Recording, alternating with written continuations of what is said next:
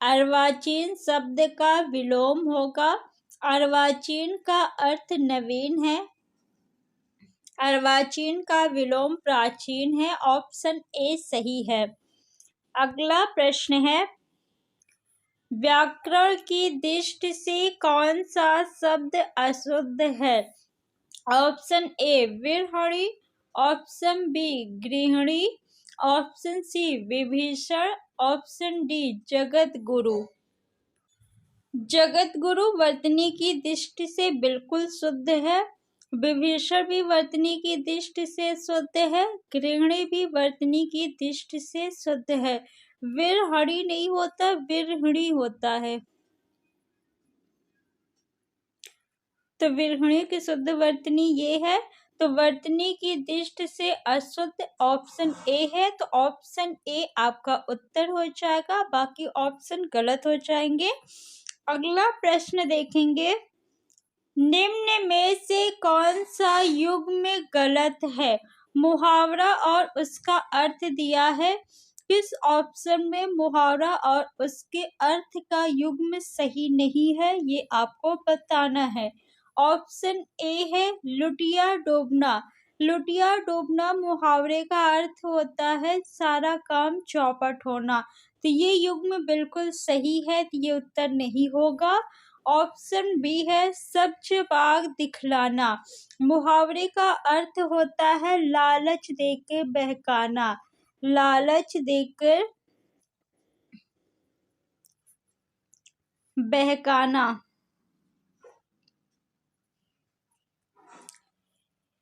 यहाँ पे हरा भरा करना दिया है जो कि गलत है, तो ऑप्शन बी सही हो जाएगा। ऑप्शन सी है मुट्ठी गरम करना। मुट्ठी गरम करना मुहावरे का अर्थ होता है रिश्वत देना, तो ये भी बिल्कुल सही है। तो ऑप्शन सी आपका उत्तर नहीं होगा। ऑप्शन डी है माई का लाल। माई का लाल मुहावरे का अर्थ होता है साहसी व्यक्ति, तो ये युग्म भी बिल्कुल सही है। अगला प्रश्न है, मेरी भव बाधा हरो राधा नागर सोय, जा तन की छाई पर श्याम हरित द्युति होय। उपर्युक्त दोहे में कौन सा अलंकार है? इस दोहे के रचयिता कौन है? तो इस दोहे के रचयिता बिहारी जी हैं।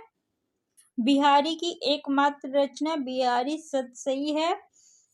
मेरी बव बाधा हरो राधा नागर सोय, जा तन की छाई पर श्याम हरित द्युति होय। कौन सा छंद है? तो दोहा छंद है। अगर छंद पूछे तो क्या है? दोहा।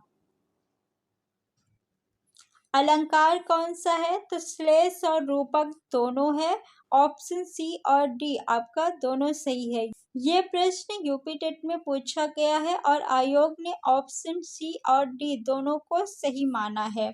अगला प्रश्न है, गौशाला में कौन सा समास है? समास का शाब्दिक अर्थ क्या होता है? संक्षेप। समास का शाब्दिक अर्थ संक्षेप। संक्षेप को आप संक्षेपीकरण भी कह सकते हैं। समास का विलोम शब्द व्यास होता है। समास के कितने भेद होते हैं? 6 भेद होते हैं। समास के पदों को अलग करना विग्रह कहलाता है। समास की परिभाषा क्या है? 2 या 2 से अधिक शब्दों को संक्षेप में लिखना समास कहलाता है। समास में किसका मेल होता है? शब्दों का मेल होता है। और संधि में किसका मेल होता है? तो संधि में वर्णों का मेल होता है। ये आपको याद रखना है कि संधि में वर्णों का मेल होता है और समास में शब्दों का। गौशाला का समास विग्रह क्या होगा? गौ के लिए शाला। गौशाला गौ के लिए शाला। के लिए क्या है? के लिए कारक चिन्ह है। कारक चिन्ह का लोप किसमें होता है? तत्पुरुष समास में होता है, तो ऑप्शन ए सही है। द्वंद्व समास में दोनों पद एक दूसरे के विलोम होते हैं। बहुव्रीहि समास में दोनों में से कोई पद प्रधान नहीं होता, अन्य अर्थ प्रधान होता है। द्विगु समास में प्रथम पद संख्यावाची होता है, द्वितीय पद संज्ञा होता है। अगला प्रश्न देखेंगे, देशभक्ति में कौन सा समास है? देशभक्ति का समास विग्रह क्या होगा? देश की भक्ति। की क्या है? कारक चिन्ह है। किस कारक का चिन्ह है? तो संबंध कारक का चिन्ह है। तो देशभक्ति में कौन सा तत्पुरुष समास है? संबंध तत्पुरुष समास है। ऑप्शन सी सही है, देशभक्ति में तत्पुरुष समास है। द्वंद्व समास में दोनों पद एक दूसरे के विलोम होते हैं। कर्मधारय समास में विशेषण विशेष का संबंध पाया जाता है। द्विगु समास में प्रथम पद संख्यावाची होता है। अगला प्रश्न देखेंगे, प्रागैतिहासिक में किस उपसर्ग का प्रयोग है? प्रागैतिहासिक का संधि विच्छेद करेंगे तो होगा प्राक धन ऐतिहासिक। प्राक धन ऐतिहासिक। प्राक उपसर्ग है, ऑप्शन ए सही है। ऐतिहासिक में कौन सा प्रत्यय है? तो ऐतिहासिक इतिहास में एक प्रत्यय लगने से बना है। प्रागैतिहासिक में प्रत्यय कौन सा है? एक प्रत्यय है। वैचार में एक प्रत्यय लगाएंगे तो क्या होगा? वैचारिक।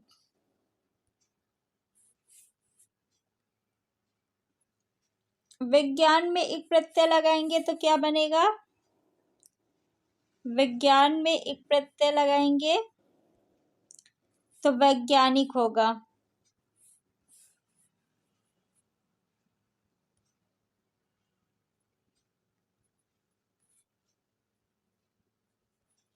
अगला प्रश्न देखेंगे, तुलसीदास किसकी कविता है? Option A Muktibodh, option B आगे, option C Harivansh Rai Bachchan, option D Suryakant Tripathi Nirala. Muktibodh का पूरा नाम क्या है? तो गजानन माधव मुक्तिबोध। गजानन माधव मुक्तिबोध। इनकी रचना जो परीक्षा में पूछी जाती है, चांद का मुंह टेढ़ा है। चांद का मुंह टेढ़ा है, ये किसकी रचना है? गजानन माधव मुक्तिबोध की रचना है। आगे जी का पूरा नाम क्या है? तो आगे जी का पूरा नाम है सच्चिदानंद हीरानंद वात्स्यायन आगे। आगे जी की रचना जो परीक्षा में पूछी जाती है, शेखर एक जीवनी, नदी के द्वीप, हरी घास पर क्षण भर, कितनी नावों में कितनी बार। आगे जी को ज्ञानपीठ पुरस्कार किस रचना के लिए मिला है? तो कितनी नावों में कितनी बार रचना के लिए आगे जी को ज्ञानपीठ पुरस्कार मिला है। हरिवंश राय बच्चन जी की रचना जो परीक्षा में पूछी जाती है, क्या भूलूं क्या याद करूं, मधुशाला, मधुबाला, मधु कलश, निशा निमंत्रण। सूर्यकांत त्रिपाठी निराला जी की रचना, परिमल, गीतिका, अनामिका, तुलसीदास, कुकुरमुक्ता, नए पत्ते। तो तुलसीदास किसकी कविता है? सूर्यकांत त्रिपाठी निराला जी की। ऑप्शन डी सही है। अगला प्रश्न देखेंगे, बहिष्कार का संधि विच्छेद क्या है? बहिष्कार का संधि विच्छेद करेंगे तो क्या होगा? बहि धन कार। बहिष्कार में कौन सी संधि है? तो विसर्ग संधि है। विसर्ग का मेल स्वर या व्यंजन से होने पे जो परिवर्तन होता है उसे विसर्ग संधि कहते हैं। बहिष्कार का संधि विच्छेद क्या है? वही धनकार। ऑप्शन सी सही है। अगला प्रश्न देखेंगे, वैदेही वनवास किसकी रचना है? Option A Ayodhya Singh Upadhyay Hariaudh, option B Ramdhari Singh Dinkar, option C Maithili Sharan Gupt, option D Shridhar Pathak. Ayodhya Singh Upadhyay Hariaudh की रचना प्रिय प्रवास है, ठेठ हिंदी का ठाठ, अधखिला फूल। रामधारी सिंह दिनकर जी की रचना कुरुक्षेत्र, रश्मिरथी, उर्वशी, संस्कृत के 4 अध्याय, रेणुका, हुंकार, परशुराम की प्रतीक्षा। मैथिली शरण गुप्त जी की रचना जो परीक्षा में पूछी जाती है, साकेत, यशोधरा, पंचवटी, भारत भारती। जयद्रथ वध भी मैथिली शरद गुप्त जी की रचना है। रंग में भंग किसकी रचना है? तो ये भी मैथिली शरद गुप्त जी की रचना है। श्रीधर पाठक जी की रचना मनोविनोद एकांतवासी योगी। गद्यांश दिया है, गद्यांश को पढ़ के गद्यांश से संबंधित प्रश्न का उत्तर देना है। तो चलिए गद्यांश को पढ़ते हैं। स्पष्टता, आत्मविश्वास, विषय की अच्छी पकड़ और प्रभावशाली भाषा में अपने विचारों और भावनाओं को व्यक्त करना ही संप्रेषण कला है, जो निरंतर अभ्यास से निखारी जा सकती है। निरंतर अभ्यास से निखारी जा सकती है। एक दिन में कोई अच्छा वक्ता नहीं बन सकता तथा भाषा पर अनायास ही किसी की पकड़ नहीं हो पाती। इसी अभ्यास से स्वामी विवेकानंद ने जिस संप्रेषण कला का विकास किया था, उसने विश्व धर्म सम्मेलन में लाखों अमेरिका निवासियों को चकित और मोहित कर दिया था। क्वेश्चन देखते हैं। पहला क्वेश्चन है, संप्रेषण कला क्या नहीं है? ऑप्शन ए अलंकरण, ऑप्शन बी आत्मविश्वास, ऑप्शन सी प्रभावशाली भाषा, ऑप्शन डी विचारों और भावनाओं को व्यक्त करना। गद्यांश में देखिए, स्पष्टता, आत्मविश्वास, विषय की अच्छी पकड़ और प्रभावशाली भाषा में अपने विचारों और भावनाओं को व्यक्त करना ही संप्रेषण कहलाता है। इसमें अलंकरण नहीं दिया है, तो ऑप्शन ए अलंकरण सही हो जाएगा। अलंकरण संप्रेषण कला नहीं है। अगला प्रश्न है,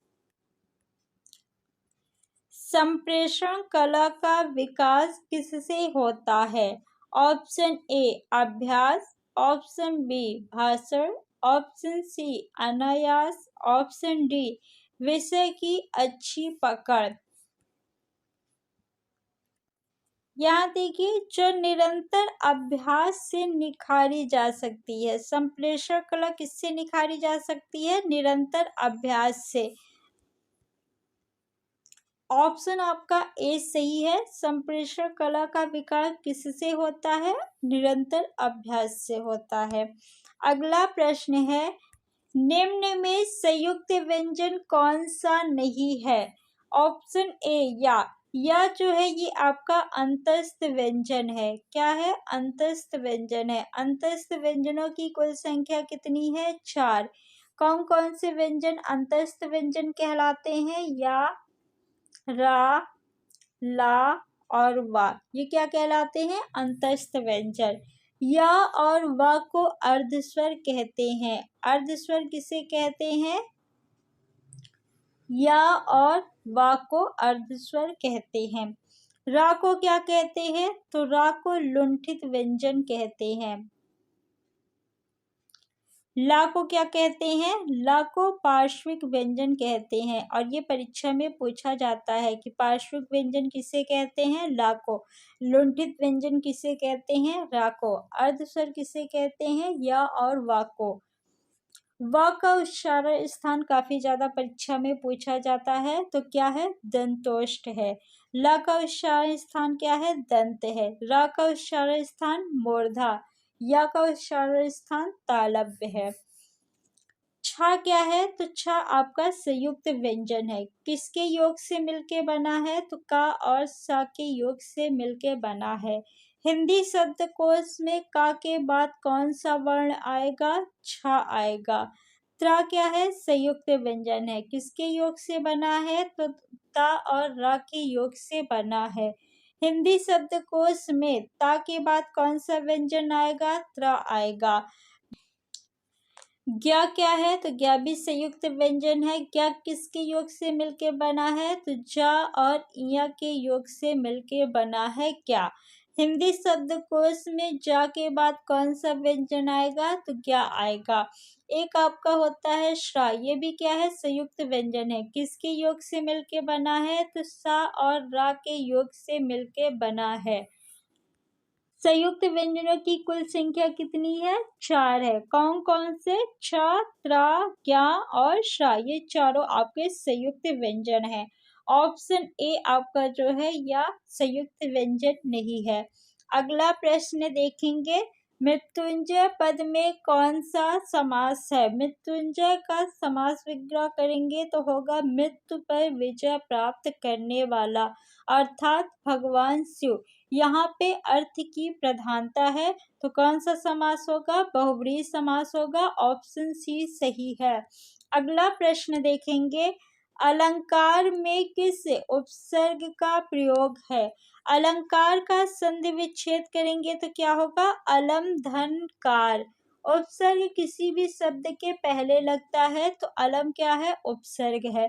अलंकार में कौन सी संधि है? तो व्यंजन संधि है। कैसे? प्रथम शब्द के अंत में व्यंजन आया है और दूसरे शब्द के आदि में व्यंजन आया है, तो व्यंजन का मेल व्यंजन या स्वर से होने पे जो परिवर्तन होता है उसे व्यंजन संधि कहते हैं।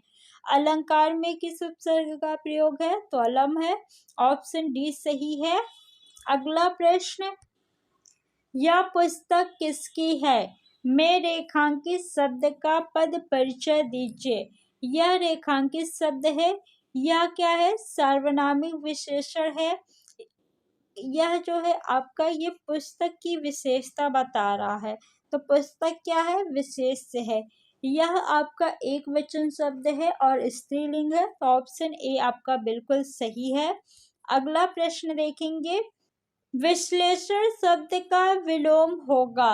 ऑप्शन ए विवेचन, ऑप्शन बी संश्लेषण, ऑप्शन सी व्याख्या, ऑप्शन डी विभाजित। ऑप्शन डी विभाजित। विभाजित का विलोम शब्द क्या होगा? अविभाजित। विभाजित का विलोम अविभाजित।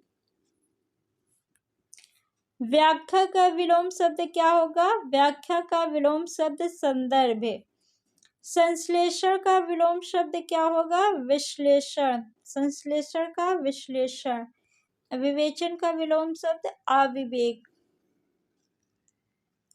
विवेचन का अर्थ होता है किसी बात पर विचार करना। विवेचन का विलोम शब्द अविवेक होगा। विश्लेषण का विलोम शब्द संश्लेषण। ऑप्शन बी सही है। अगला प्रश्न है, जिनका उच्चारण ऊपर के दांतों पर जीभ लगाने से होता है उसे क्या कहते हैं? ऑप्शन ए कंठ, ऑप्शन बी दंत, ऑप्शन सी मूर्धन्य, ऑप्शन डी अनुनासिक। जिनका उच्चारण ऊपर के दांतों पर जीभ लगाने से होता है उसे दंत वर्ण कहते हैं। ऑप्शन बी सही है। दंत से किसका उच्चारण होता है? तो स का उच्चारण दंत से होता है, ला का उच्चारण दंत से होता है, ता वर्ग का उच्चारण दंत से होता है। कंठ से किसका उच्चारण होता है? तो आ का उच्चारण कंठ से होता है, हा का उच्चारण भी कंठ से होता है और विसर्ग का उच्चारण किससे होता है? कंठ से होता है। का वर्ग का उच्चारण भी कंठ से होता है। ऑप्शन सी मूर्धन्य। मूर्धन्य से किसका उच्चारण होता है? षटकोण वाले सा का उच्चारण होता है, रा का उच्चारण होता है, टा वर्ग का उच्चारण भी मूर्धन्य से होता है। अनुनासिक व्यंजन किसे कहते हैं? तो प्रत्येक वर्ग के पंचम वर्ण को अनुनासिक व्यंजन कहते हैं। कौन कौन से अनुनासिक व्यंजन है? अंगा, इया, अड़ा, ना, मा, ये क्या है? अनुनासिक व्यंजन। अगला प्रश्न देखेंगे, निम्नलिखित में से ऊष्म व्यंजन कौन से हैं? ऑप्शन ए सा, सा, सा। ऊष्म व्यंजनों की कुल संख्या कितनी है? 4 है। तीनों सा और हा ये आपके ऊष्म व्यंजन कहलाते हैं, तो ऑप्शन ए सही है। अंतस्थ व्यंजनों की कुल संख्या कितनी है? परीक्षा में पूछा जाता है, तो 4 है। कितनी है? 4 है। कौन कौन से व्यंजन अंतस्थ व्यंजन कहलाते हैं? या, रा, ला और वा क्या कहलाते हैं? अंतस्थ व्यंजन। संयुक्त व्यंजनों की कुल संख्या कितनी है? तो संयुक्त व्यंजनों की कुल संख्या 4 है। कौन कौन से व्यंजन संयुक्त व्यंजन कहलाते हैं? छ, त्रा, ज्ञा और श्रा संयुक्त व्यंजन कहलाते हैं। अगला प्रश्न देखेंगे, अत्यधिक का विलोम क्या है? अत्यधिक का विलोम है अत्यल्प। ऑप्शन ए सही है। रित का विलोम क्या है? ऑप्शन ए अनृत, ऑप्शन बी वक्र, ऑप्शन सी विकीर्ण, ऑप्शन डी अनैक्य। रित का विलोम शब्द अनृत है। ऑप्शन ए सही है। वक्र का विलोम शब्द क्या है? ऋजु है। विकीर्ण का विलोम शब्द क्या होगा? विकीर्ण का विलोम शब्द संकीर्ण होगा। विकीर्ण का विलोम शब्द संकीर्ण। विकीर्ण का अर्थ होता है बिखरा हुआ, संकीर्ण का अर्थ होता है संकुचित। अनैक्य का विलोम शब्द क्या होगा? ऐक्य। अगला प्रश्न देखेंगे, संकल्प शब्द में उपसर्ग बताइए। संकल्प का संधि विच्छेद करेंगे तो सम धन कल्प। सम क्या है? उपसर्ग है। ऑप्शन ए सही है। संकल्प में कौन सी संधि है? तो व्यंजन संधि है। कौन सी संधि है? व्यंजन संधि। तद्भव और इसके तत्सम का कौन सा मेल गलत है? ऑप्शन ए लौंग। लौंग तद्भव शब्द है, इसका तत्सम लवंग होगा। ऑप्शन बी आत। आत क्या है? तद्भव शब्द है, आत का तत्सम अंत्र होगा। Option C लुनाई। लुनाई का तत्सम लवणता नहीं होता, तो ये मेल गलत है। ऑप्शन सी सही हो जाएगा क्योंकि आपसे पूछा गया था तद्भव और इसके तत्सम का कौन सा मेल गलत है। ऑप्शन डी है आयशु। आयशु का तत्सम आदेश होता है, तो ये सही है। अगला प्रश्न देखेंगे, लेखक और उसकी रचना का कौन सा जोड़ा गलत है? ऑप्शन ए संस्कृत के 4 अध्याय के लेखक रामधारी सिंह दिनकर है, तो ये बिल्कुल सही जोड़ा है, तो ये उत्तर नहीं होगा। ऑप्शन बी रसिक रंजन के लेखक आचार्य महावीर प्रसाद द्विवेदी हैं, तो ये जोड़ा भी बिल्कुल सही है, तो ये भी उत्तर नहीं होगा।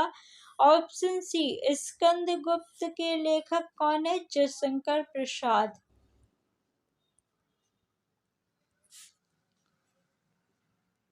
तो ये जोड़ा सही नहीं है, तो यही उत्तर हो जाएगा। ऑप्शन डी अशोक के फूल के लेखक आचार्य हजारी प्रसाद द्विवेदी है, तो ये जोड़ा भी बिल्कुल सही है, तो ये भी उत्तर नहीं होगा।